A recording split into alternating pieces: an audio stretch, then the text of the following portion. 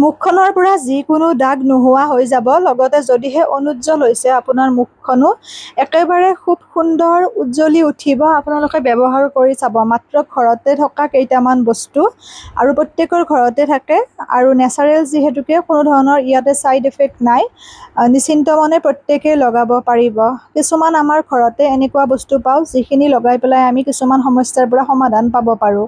যেনে ধৰি লওক কাৰোবাৰ যদি ছানবাৰ্ণ হয় তেতিয়াহ'লে বাহিৰৰ পৰা আহিয়ে যদি তিয়হ অকণমান পিচি পেলাই লগাই দিয়ে তেতিয়াহ'লে বহুত বেছি ভাল ৰিজাল্ট পাওঁ। ঠিক তেনেকৈ যদিহে কাৰোবাৰ ডাৰ্ক চাৰ্কল হয় তাত বেচন লগতে অকণমান কেঁচা আলুৰ ৰস মিহলাই যদি লগোৱা হয় বহুত ভাল ৰিজাল্ট পোৱা যায়।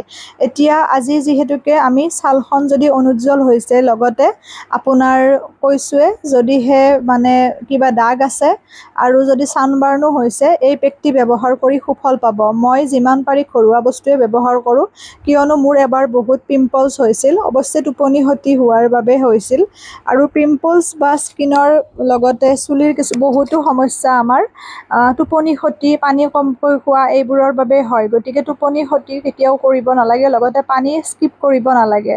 মোৰ নিজৰে আচলতে স্কিপ হয় কাৰণ মই বিভিন্ন কামত যিহেতু ব্যস্ত থাকোঁ।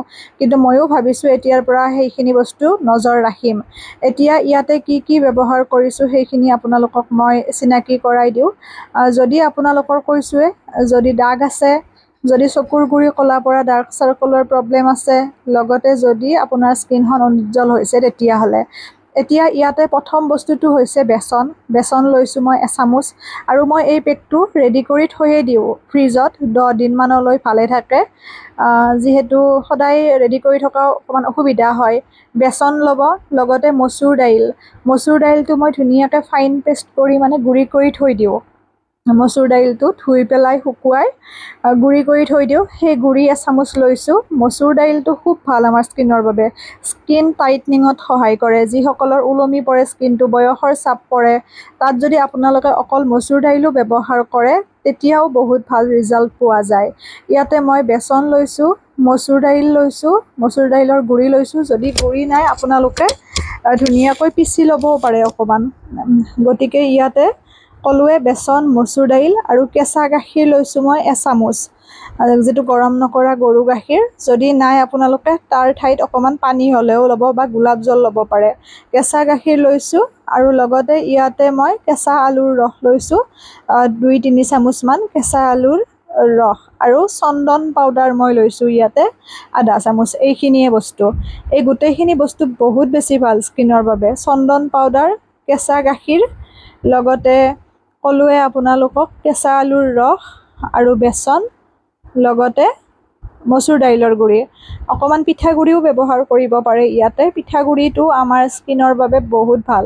কিন্তু ইয়াতে নকৰিলেও কথা নাই। ধুনীয়াকৈ এই বস্তুখিনি পেষ্ট বনাই ল'ব। অকণমান কেঁচা গাখীৰ সৰহকৈ লৈও পেষ্টটো বনাব পাৰে নাইবা অকণমান পানীও দিব পাৰে। আৰু যদি এল'ভেৰাই কাৰোবাক মানে শ্বুট কৰে তেতিয়াহ'লে ইয়াতে পানীৰ ঠাইত এল'ভেৰা জেলেৰেও ধুনীয়াকৈ পেষ্টটো বনাব পাৰে। এনেকৈ ডিঙিত, মুখত সকলোতে ব্যৱহাৰ কৰিব পাৰিব।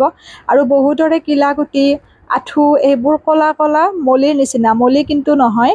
আৰু ডিঙিটো ক'লা চিন পৰাৰ নিচিনা হৈ যায় বেয়া দেখিবলৈ কাপোৰ পিন্ধিলে। লগতে কাষলতিৰ তলতো আপোনালোকে ব্যৱহাৰ কৰিব পাৰে। শ্লিভলেছ পিন্ধিলে বেয়া দেখি যিহেতু গৰম দিনত। এনেকৈ ব্যৱহাৰ কৰিব আৰু ৰিজাল্টটো কেনেকুৱা পালে জনাব। আৰু যদি চকুৰ গুৰি ক'লা পৰা সমস্যা আছে আগতেও কৈছোঁ কেঁচা গাখীৰ, আলুৰ ৰস এচামুচ লগতে মৌজোল অকণমান মিহলাই চকুৰ গুৰিত লগাব। খুব ভাল ৰিজাল্ট পাব। খোৱাৰ আগত নাৰিকল তেলেৰে মাছাজ কৰিব। ব্যৱহাৰ কৰি ৰিজাল্টটো কেনেকুৱা পায় জনাব। আপোনালোক উপকৃত হ'লেহে মোৰ ভিডিঅ'টিয়ে সাৰ্থকতা লাভ কৰে। এৰিছোঁ, পুনৰ নতুন ভিডিঅ'টিৰে লগ পাম। সকলো ভালে থাকক।